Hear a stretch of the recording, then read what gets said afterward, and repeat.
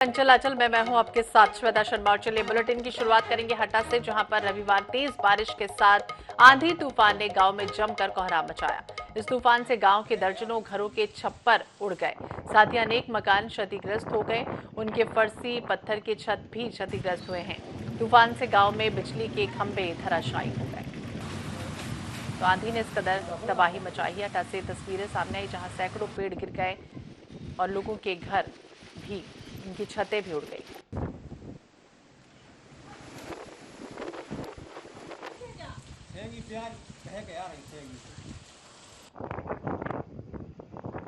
इधर पुलाई कला में देर रात मौसम ने अचानक करवट ली और तेज हवाएं देखते ही देखते आंधी में बदल गई। आंधी के बाद शहर के ज्यादातर इलाकों की बिजली गुल हो गई। इससे लोगों को परेशानियों का सामना करना पड़ा। 20 मिनट तक चली तेज आंधी के बाद बारिश शुरू हो गई।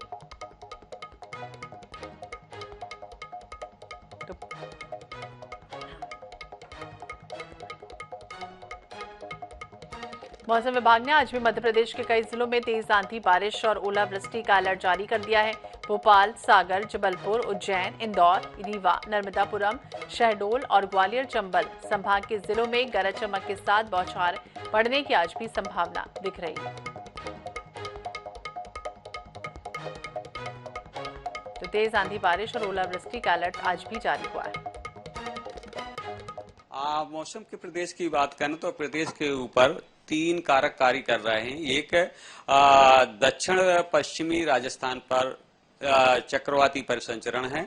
दूसरा पूर्व से ले पश्चिम में की द्रोणिका है जो उत्तर पूर्वी मध्य प्रदेश तक जाती है। तीसरी एक द्रोणिका उत्तर से दक्षिण है जो दक्षिण पूर्वी मध्य प्रदेश से विदर्भ होती है तमिलनाडु तक जाती है। इधर जिले में चोरी के बढ़ते मामलों को देखते हुए एसपी ने 3 अलग अलग टीमें गठित कर दी हैं। गांव लामीदा और गुरमचिया में दबिश दी गई। इस दौरान पुलिस ने गांव के कई हिस्सों में सघन सर्चिंग अभियान चलाया। एसपी मोहम्मद यूसुफ कुरैशी ने पुलिस बल के साथ दोनों गांव में दिन भर सर्चिंग कराई।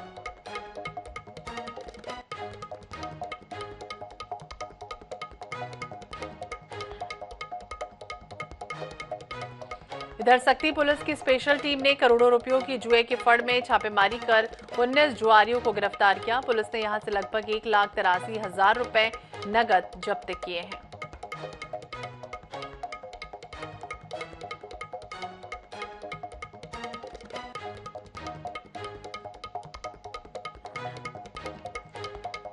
वहीं कुरुद पुलिस ने मोबाइल टावर लगवाने के नाम से ठगी करने वाले 9 लोगों को गिरफ्तार किया। आरोपियों में 6 महिलाएं हैं और सभी आरोपी पश्चिम बंगाल और बिहार के रहने वाले बताए जा रहे हैं। फिलहाल इन सभी आरोपियों को रायगढ़ जेल से धमतरी लाया गया है, क्योंकि रायगढ़ पुलिस ने इन्हें पहले से ही गिरफ्तार किया था। इन 9 लोगों ने जालसाजी कर 3,36,000 की धोखाधड़ी करी है। बता दें, इन सभी आरोपियों ने देश के कई राज्यों में इसी तरह से ठगी को अंजाम दिया।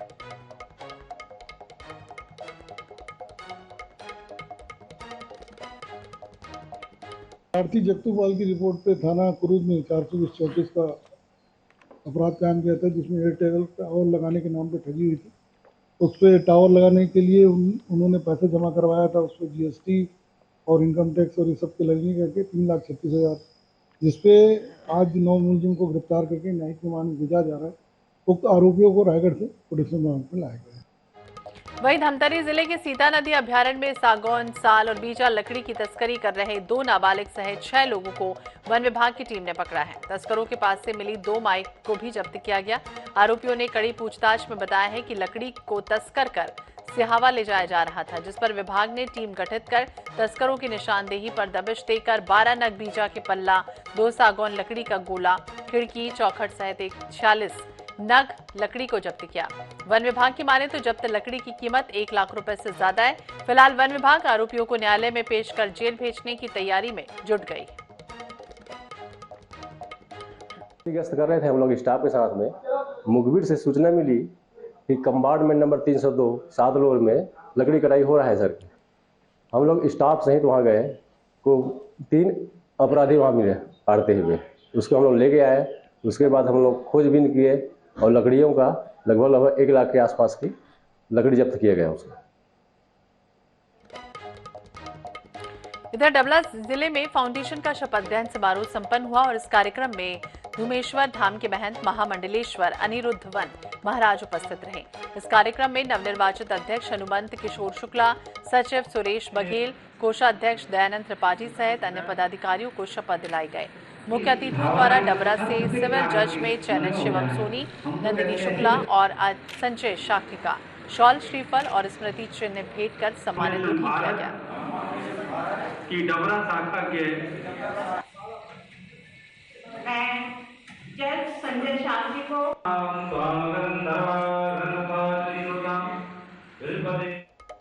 इधर बालोद जिले में राज्य सरकार की महत्वाकांक्षी योजनाओं की जानकारी कला जत्था के माध्यम से जिले में दी जा रही है।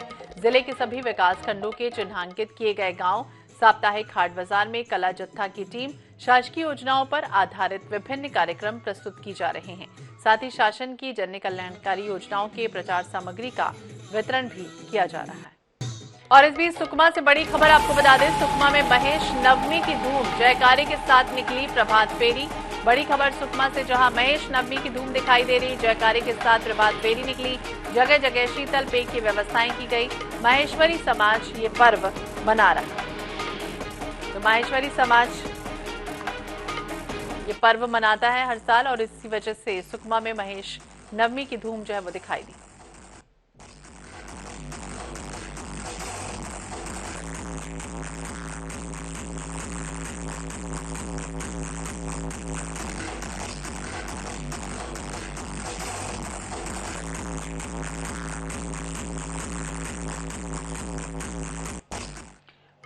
और बड़ी खबर आपको बता दें जबलपुर से, जहां बीजेपी विधायक अशोक रोहानी का वीडियो वायरल हुआ है। बड़ी खबर जबलपुर से, बीजेपी विधायक अशोक रोहानी का वीडियो वायरल। ई रिक्शा चलाते हुए सड़क निरीक्षण करने के लिए विधायक पहुंचे। जबलपुर की कैंट विधानसभा से विधायक हैं अशोक रोहानी। बड़ी खबर जबलपुर से, देखिए ई रिक्शा चलाते हुए इनका एक वीडियो वायरल हुआ है। बीजेपी के विधायक हैं अशोक रोहानी, ई रिक्शा चलाते हुए सड़क निरीक्षण करने के लिए पहुंचे हुए थे और उसी दौरान ये वीडियो जमकर अब वायरल हो रहा है। तो जबलपुर से बड़ी खबर, ई रिक्शा चलाते हुए सड़क निरीक्षण करने के लिए अचानक विधायक महोदय पहुंच गए। अशोक रोहानी है ये और वीडियो अब इनका वायरल हो रहा है।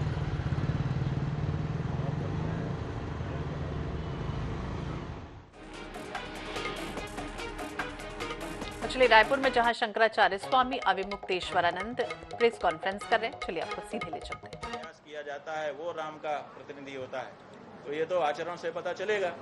बेचही वेद धर्म दुहिलही, पशु न पराई पाप कही देही। जो धर्म को, राम के नाम को लाभ का माध्यम बनाएगा। देखिए दो तरह से हमारे यहाँ आराधना होती है। एक है भगवान को हम साधन समझते हैं और दूसरा है साध्य।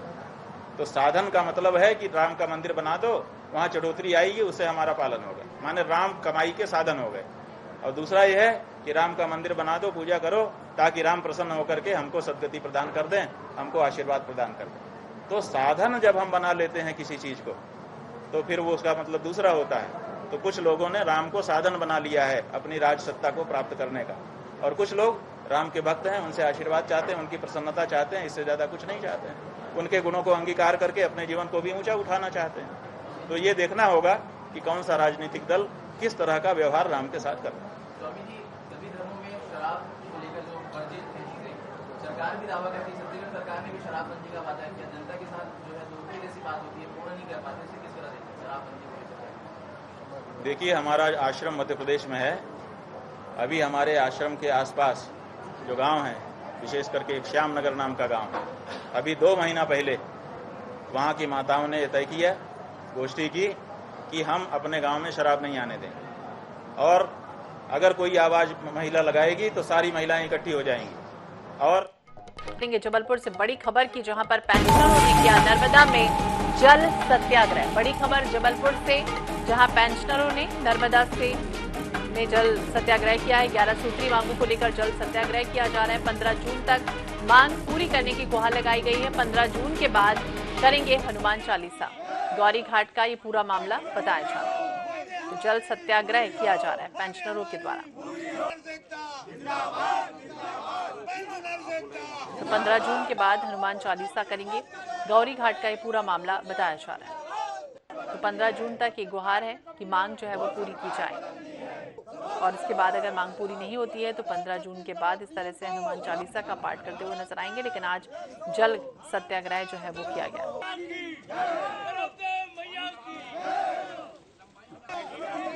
तो नर्मदा नदी पर इस तरह से जल सत्याग्रह किया गया। 15 जून तक मांगे पूरी करने की गुहार पेंशनरों के द्वारा लगाई गई है और ये अपील की गई है कि जल्द से जल्द उनकी मांगे पूरी की जाए। गौरी घाट का ये पूरा मामला है जब अपनी मांगों पर अड़े हुए हैं पेंशनर्स।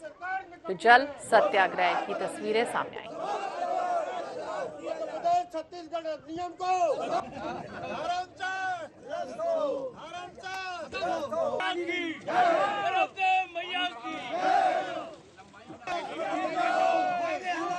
करेंगे उज्जैन की, जहां रविवार को तेज आंधी ने जमकर तबाही मचाई। महाकाल लोक में स्थापित सप्तऋषियों की 7 में से 6 मूर्तियां खंडित हो गई।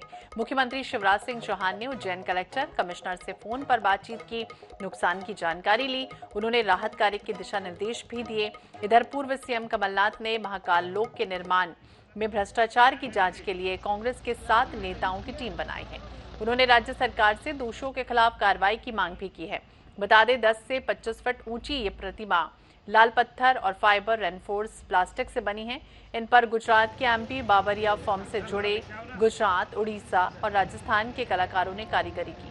प्रधानमंत्री नरेंद्र मोदी ने 11 अक्टूबर 2022 को महाकालेश्वर मंदिर के नए परिसर महाकाल लोक का लोकार्पण किया था। कलेक्टर का ये कहना है कि बहुत तेज आंधी आई जिसके कारण मूर्तियां पेडस्टल से नीचे गिर गई।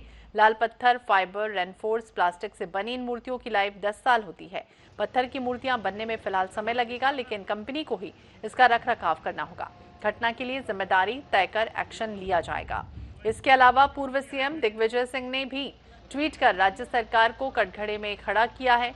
कांग्रेस के आरोपों पर पलटवार करते हुए गृह मंत्री नरोत्तम मिश्रा ने कहा कि आपदा में राजनीति करना कांग्रेस पार्टी की पुरानी आदत है। संबंधित एजेंसी से महाकाल लोक में हुए नुकसान की भरपाई की जाएगी। कि आंधी तो बहुत तेज थी। हम ये अभी हमारा ये आकलन रहेगा और कोशिश रहेगी कि बाकी जितनी मूर्तियां हैं उनको वो और व्यवस्थित हो जाए, क्योंकि पत्थर की मूर्तियां बनाने में अभी साल लगेंगे। देखिए, कंपनी के डिफेक्ट लायबिलिटी पीरियड में है। 5 साल तक ठीक करना कंपनी की जिम्मेदारी है। उसका बहुत सारा अमाउंट हमारे पास पड़ा है। निश्चित तौर पे जो ये घटना होगी उस पर जिम्मेदारी तय की जाएगी। कोरोना काल के अंदर के किसी अस्पताल में, किसी राहत शिविर में किसी को अनाज बांटते हुए, दवाई देते हुए कमलनाथ जी, दिग्विजय सिंह जी दिखे ही नहीं होंगे आपको। बाढ़ आई थी मंदसौर की तरफ, गए ही नहीं। और तो और ऊपर बल्लभ भवन में बैठे रहे, नीचे तालाब में हमारे नौजवान चले गए थे हमारे बीच से नाव पलटने पर, जो मूर्ति विसर्जन की घटना थी। और इसलिए आप सब जानते हो कि बवंडर आया था, प्राकृतिक आपदा थी, और उस बवंडर पर, लेकिन इससे कोई दिक्कत इसलिए नहीं है कि वो गारंटी पीरियड में है अभी पूरा का पूरा।